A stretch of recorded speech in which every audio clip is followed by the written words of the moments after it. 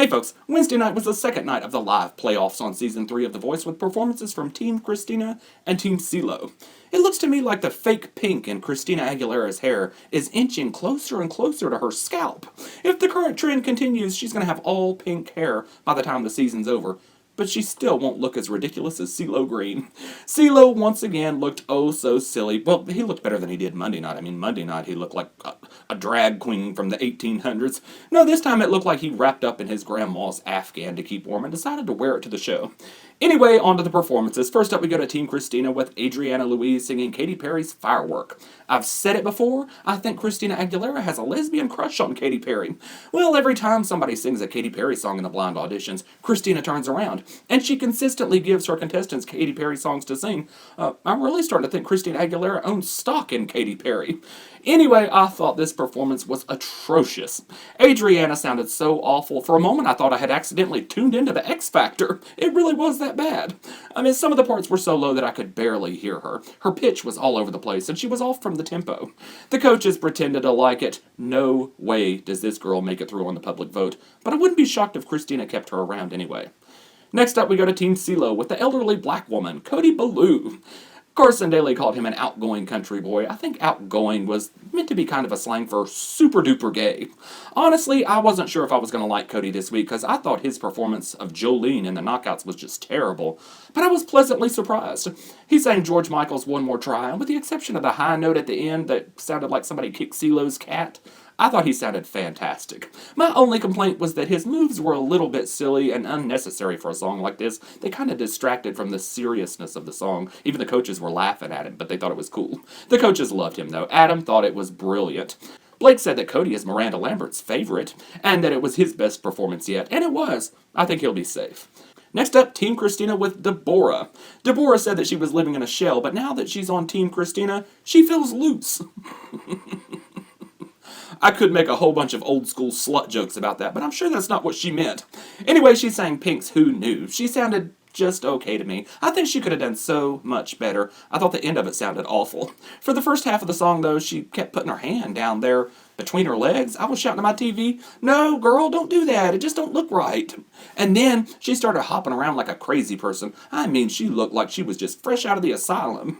It was all a bit too much for me. I still like Delora. I'm pretty sure she's going to survive this week.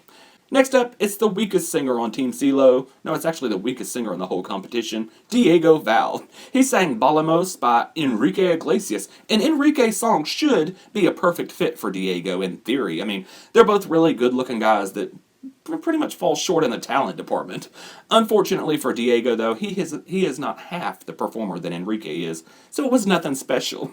He could have sounded a whole lot worse, though. He usually does. The coaches didn't think he gave it 100%.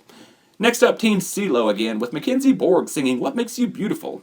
CeeLo wanted him to show some variation so people wouldn't think that he's a one-trick pony, but this didn't really stray far from MacKenzie's typical performance, except that he ditched the guitar for the last half of the song.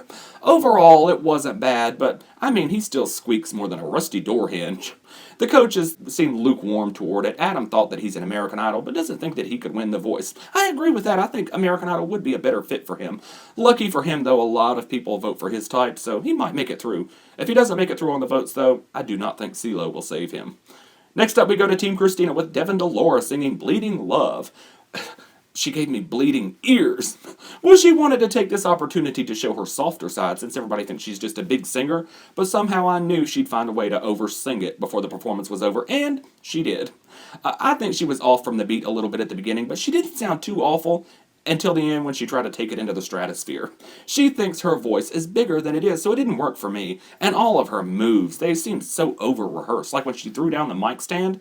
I mean, things like that could be like really cool if they're spontaneous or when they seem spontaneous, but when they seem so planned, it just doesn't work.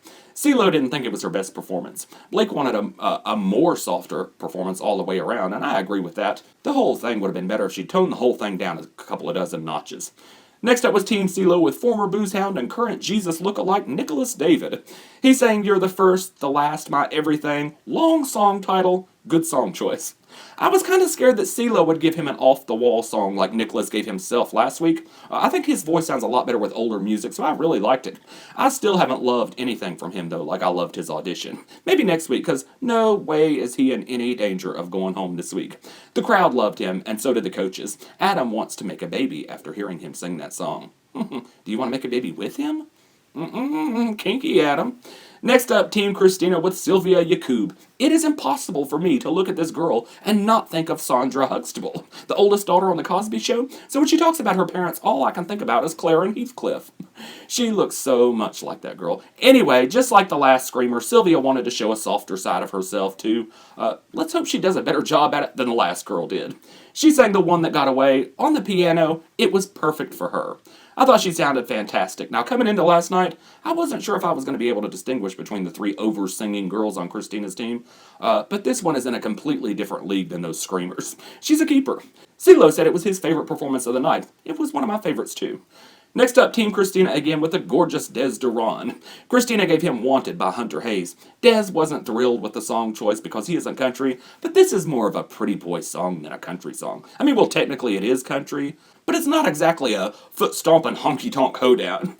He did a really good job with it, though. He could have left the falsetto out at the end, but overall it was pretty good. And let's face it, Dez is going to sail through this week regardless of how he sounded, because even if he had been awful, he'd get the votes.